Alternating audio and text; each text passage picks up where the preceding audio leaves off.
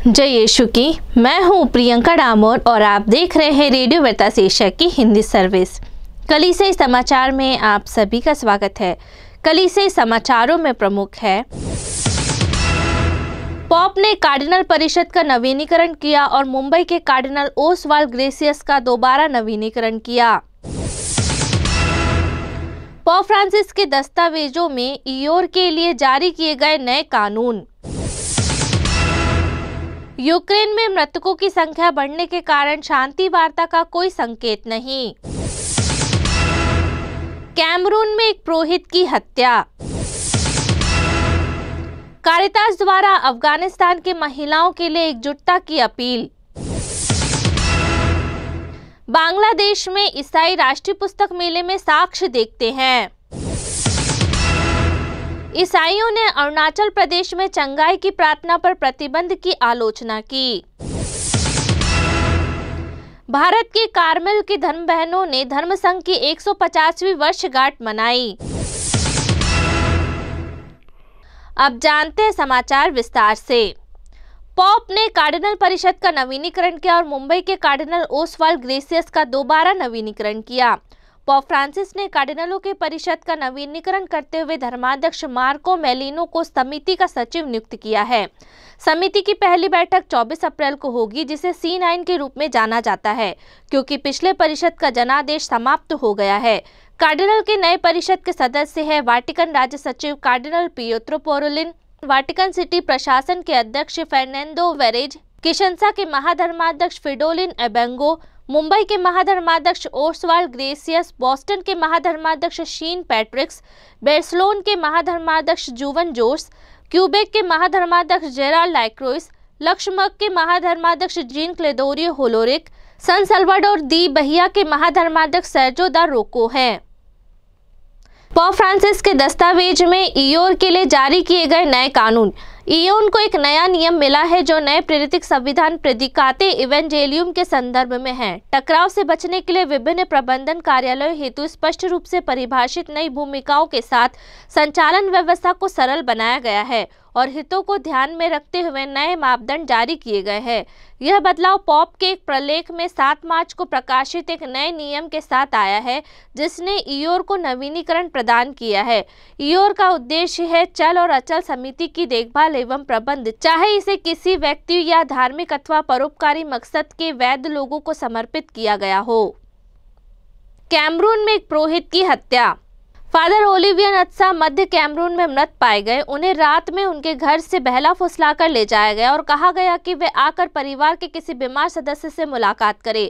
Cameroon के लेकी क्षेत्र में कैथोलिक पुरोहित फादर ओलिवियर नत्सा एबोट मृत पाए गए। स्थानीय प्रेस रिपोर्ट के अनुसार 28 फरवरी और 1 मार्च के बीच रात में उनकी हत्या कर दी गई थी। कैमरून के समाचार वेबसाइट 237 ऑनलाइन ने कहा कि फादर एबोट समुदाय में एक सम्मानित व्यक्ति है, जिन्हें शांति और सामाजिक न्याय के लिए उनकी प्रतिबद्धता के लिए जाना जाता है। यूक्रेन में मृतकों की संख्या बढ़ने के कारण शांति वार्ता का कोई संकेत नहीं। रूस यूक्रेन युद्ध के दोनों पक्षों के सरकारी नेता तुरंत बातचीत करने के लिए अनिच्छुक हैं। नाटो का विस्तार और यूक्रेन में लड़ाई तेज हो गई है। नाटो सैन्य गठबंधन और विस्तार को रोकने के रूसी राष्ट्रपति व्लादिमीर पुतिन के लक्ष्यों में से एक खतरे में प्रतीत होता है। नाटो सैन्य गठबंधन में उनके प्रवेश पर चर्चा करने के लिए हंगरी मंगलवार को स्वीडन और फिनलैंड में एक प्रतिनिधि मंडल भेजा। दोनों देश इस चिंता के बीच शामिल होना चाहते हैं कि यूक्रेन पर रूस का आक्रमण अन्य देशों में फैल जाएगा। स्वीडन और फिनलैंड के साथ असहमति के बावजूद हंगरी नाटो के विस्तार की पुष्टि करने वाला अंतिम यूरोपीय संघ देश है।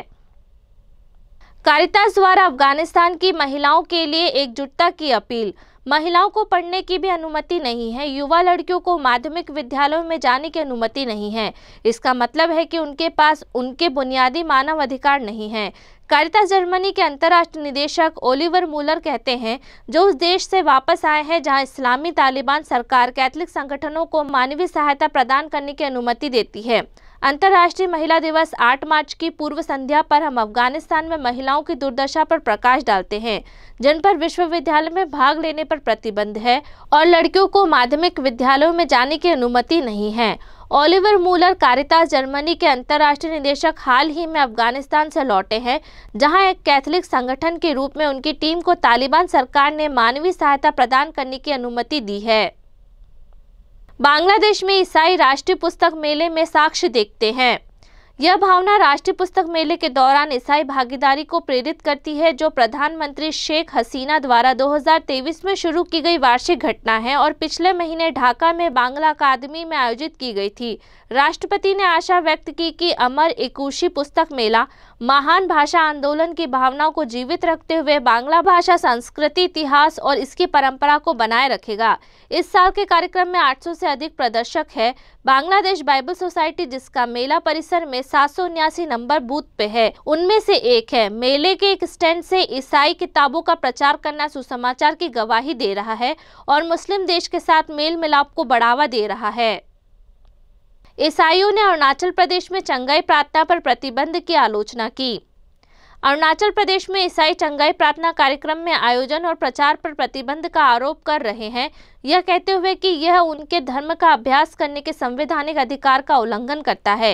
अरुणाचल प्रदेश के ऊपरी सियांग जिले के अधिकारियों ने 28 फरवरी को एक आदेश जारी कर सभी प्रकार की चंगाई प्रार्थना, चंगाई धर्म युद्ध, स्थानीय पुरोहितों के माध्यम से चंगाई पूजन, विभिन्न बीमारियों और बीमारी से ठीक करने के उपाय के रूप में प्रतिबंध कर दिया। एक जिला मजिस्ट्रेट द्वारा जारी आदेश में कहा गया कि इस तरह की प्रार्थनाएं निर्दोष लोगों को वैज्ञानिक चिकित्सा उपचार का सहारा लेने से गुमराह कर रही है और गंभीर स्वास्थ्य समस्या पैदा कर रही है।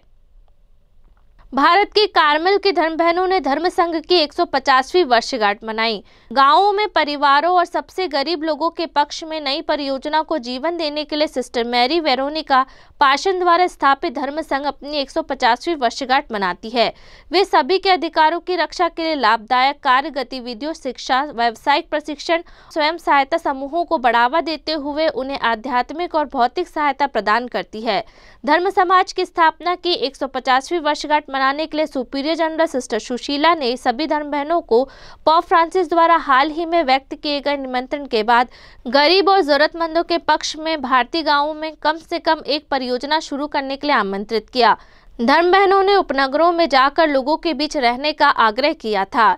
इसी के साथ कलीसियाई समाचार समाप्त हुए। अगली बार फिर मुलाकात होगी नई खबरों के साथ। नमस्कार।